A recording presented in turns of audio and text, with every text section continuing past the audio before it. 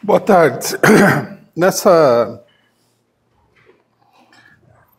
que é a última análise que nós estamos fazendo no ano de 2018, parece bem oportuno que nós façamos aqui um balanço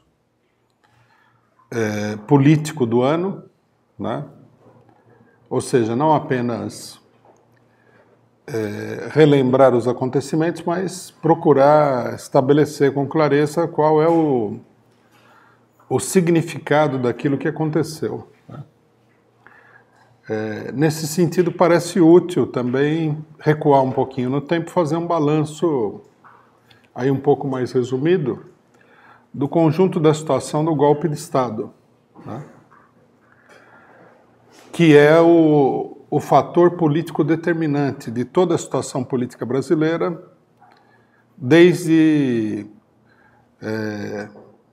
aproximadamente o ano de 2012, ou seja, 6 anos atrás, né? Nesses 6 anos nós estivemos vivendo aí sob a ação de uma vasta operação política destinada a derrubar o governo de esquerda brasileiro, mas não só o brasileiro. Derrubar os governos de esquerda em toda a América Latina, o que é uma operação bastante peculiar, né? Que implica aqui que nós levantemos algumas questões. Primeiramente, vamos relembrar que a onda esquerdista na América Latina, ao contrário do que muita gente pensa, ela tem as suas raízes na mobilização das massas.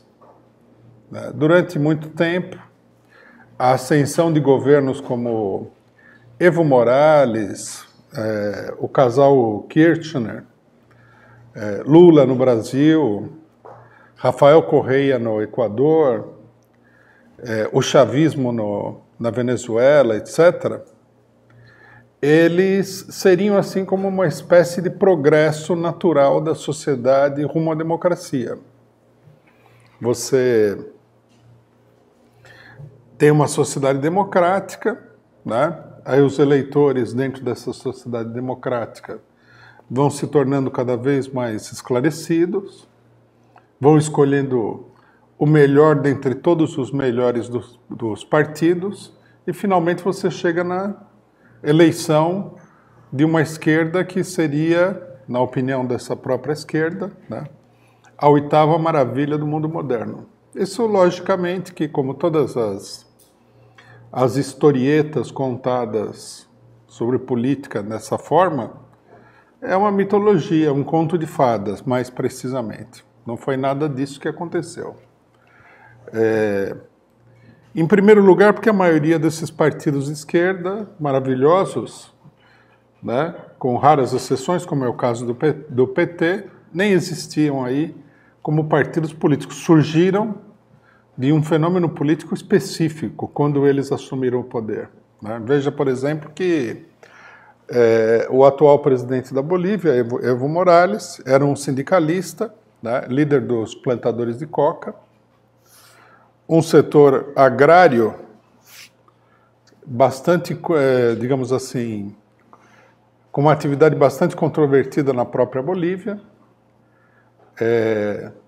não tinha uma presença política definida, tinha uma presença geral, né, na sociedade boliviana e, de repente, abriu-se uma crise extraordinária e ele se transformou em presidente da República e é presidente até hoje. Quer dizer, então, a ideia, né, o conto de fadas da evolução natural da democracia não se sustenta em lugar nenhum. O PT foi candidato aqui, o Lula particularmente, né, foi candidato à presidência da República em diversas oportunidades. Em todas essas oportunidades ele foi bloqueado pela burguesia, que visivelmente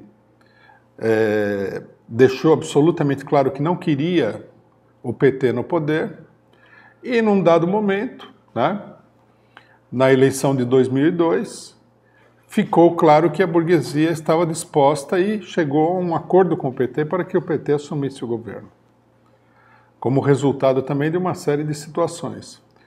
O kirchnerismo argentino era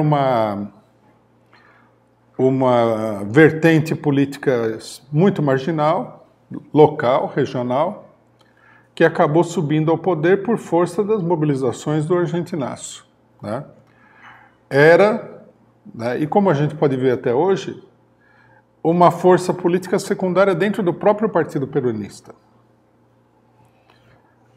Então, a primeira coisa que a gente deve estabelecer, que é uma ideia-chave, né, na compreensão do problema do golpe de Estado e dos acontecimentos posteriores, é que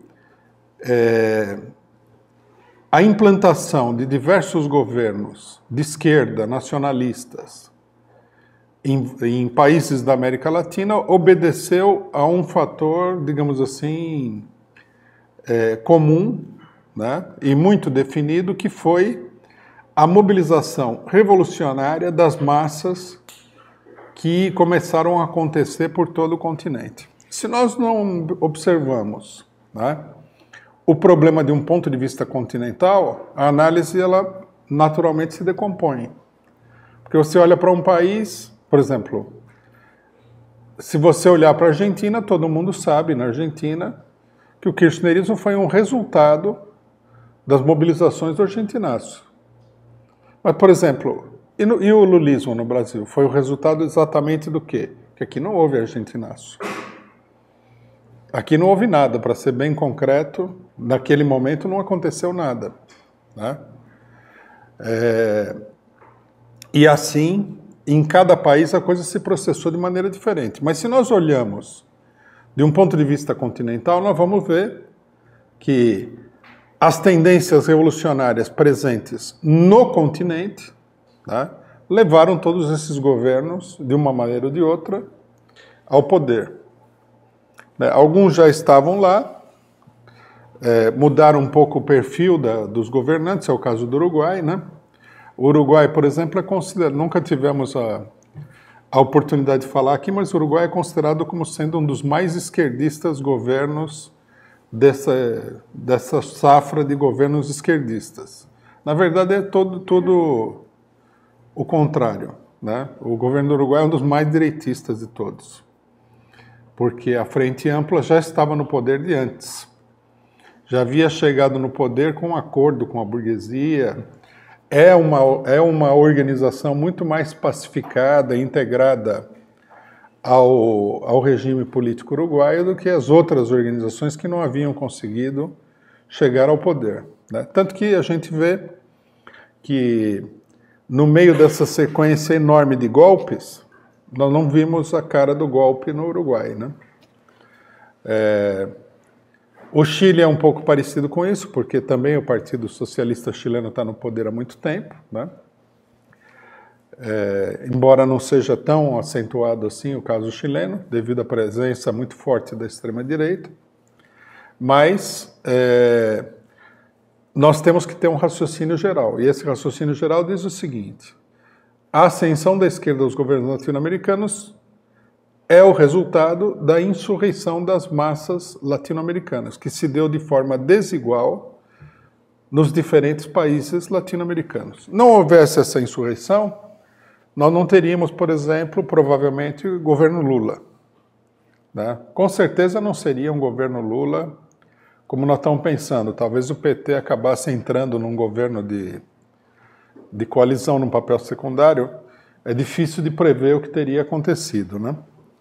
Mas o fato é que o primeiro grande acontecimento foi esse levante das massas populares que levou a esquerda ao governo. Isso daí tem dois significados fundamentais que nós não podemos esquecer nem por um minuto ao fazer a análise da situação política. Primeiro, essa insurreição das massas, que em alguns lugares foi muito poderosa e muito revolucionária, como na Bolívia e como na Venezuela, ela é o resultado do mais completo, do mais absoluto fracasso da política dita neoliberal. Ou a gente poderia dizer, né, da primeira onda, da primeira fase de implantação da política neoliberal. O imperialismo mundial, aliciando a burguesia dos países atrasados, lançou a política neoliberal. No Brasil, ela passou por uma série de acontecimentos, de crises, até ser implantada de uma maneira mais definida com o governo Fernando Henrique Cardoso a partir de 1994. Essa política é implantada durante 8 anos e leva o país à beira do precipício, coisa que, logicamente, a propaganda da direita hoje procura ocultar, atribuindo ao PT ter jogado o país na beira do precipício, né? Mas isso é mera propaganda e é uma propaganda, assim, de caráter bastante infantil também, né? De conjunto, na América Latina, a situação chegou num ponto de gravidade tal que aconteceram esses movimentos de caráter insurrecionais, né? Quando os argentinos saem às ruas no Argentinaço, é porque a situação social do país tinha chegado num ponto explosivo, né? O Argentinaço foi precedido de uma série de movimentos regionais, de uma onda de desemprego extraordinária, de uma destruição da economia argentina sem precedentes, né? E quando a população estava ali agarrada, né, por um fiozinho de sobrevivência econômica, os planos econômicos do governo, já no momento de crise total da política neoliberal, levam inclusive a alta classe média a se mobilizar na Argentina, né? Setores que tradicionalmente são de direita. No Brasil, o governo Lula herdou 60 milhões de pessoas passando fome. Na Bolívia, nem falar, porque na Bolívia, dada a fraqueza da burguesia nacional boliviana, né, a economia boliviana começou a ser diretamente incorporada pelos países imperialistas, né? Nós tivemos vários levantes na Bolívia por causa da privatização do petróleo e do gás, e até por causa da privatização da água, né? Uma coisa, agora não se fala muito disso, mas tudo isso deveria ser relembrado porque foi um episódio de crise extraordinária desse país. Venezuela, a mesma coisa e tudo mais. Então, em primeiro lugar, nós tivemos aí uma reação ao caráter extraordinariamente destrutivo da política neoliberal. Nós temos que lembrar que os governos que estão sendo implantados agora, eles são o quê? Eles são uma nova tentativa de impor essa política. Qual que vai ser o resultado da política se eles forem bem-sucedidos agora? Vai ser pior do que antes. Não tem muita alternativa, né? Algumas pessoas procuram semear a ilusão de que se o Bolsonaro fizer tal e tal coisa, ele vai botar a economia no eixo. A única coisa que ele vai conseguir, de fato, né, se ele for muito bem sucedido, é conseguir aumentar o lucro de empresas que estão já cortando no osso a situação da população brasileira, né? Se alguém acha que ele vai colocar... Porque a propaganda da direita é a seguinte: nós vamos colocar a economia no eixo. O nosso plano neoliberal, ele é uma fórmula maravilhosa para fazer a economia crescer, embora se nós procurarmos aí atentamente onde é que essa fórmula maravilhosa deu resultados maravilhosos, nós não vamos encontrar isso aí em lugar nenhum do mundo, né? E aí, a hora que a economia crescer, que é a velha ilusão que a burguesia atribui, então nós damos uma parte desse crescimento, né, para os que estão morrendo, que até então sacrificaram a própria vida para obter esse crescimento. Isso é mais fácil, muito mais fácil a gente acreditar no coelhinho da Páscoa do que acreditar nisso daí. Muito mais. É muito mais inteligente, né? A única coisa que eles vão fazer, como eles já fizeram sempre, como estão fazendo desde há muito tempo, é destruir ainda mais a economia mundial, né? Infelizmente, a gente não pode aqui se deter sobre isso, mas o nível de destruição da economia mundial provocado por essa política, ele é maior do que a destruição material provocada pela Segunda Guerra Mundial, Só para a gente ter uma ideia, né? Na Segunda Guerra Mundial, os países imperialistas usavam aviões de bombardeio, bombas, né, canhões, etc. e tal, e aqui eles usaram um plano de devastação econômica. Se nós pegarmos, por exemplo, o nível de devastação econômica da antiga União Soviética, ele é maior do que o nível de devastação da invasão nazista de 1943. Então, por aí nós temos uma ideia. O Brasil, por exemplo, há cálculos aí de que nesse período, com toda essa política maravilhosa, né, que vai fazer o país crescer para dividir e contentar todos os infelizes, nós sofremos um processo de aproximadamente 39% de desindustrialização. Quer dizer, não é um crescimento, é um decrescimento muito acentuado. Segundo os especialistas, o maior do mundo, né? Por que a desindustrialização brasileira é a maior do mundo? Porque o Brasil, dos países atrasados, sempre foi o mais industrializado. Então, quer dizer, é um processo de devastação econômica. Contra isso, essas massas reagiram e levaram ao poder governos, né, que tinham como propósito fazer alguma coisa para, no mínimo, suavizar essa situação. Isso é uma coisa muito importante. Então nós temos aí o caos social, o fracasso da política neoliberal, que levou a esquerda ao poder. Isso não foi um processo pacífico, não foi um processo tranquilo, foi um processo de grande crise política e social. Tá?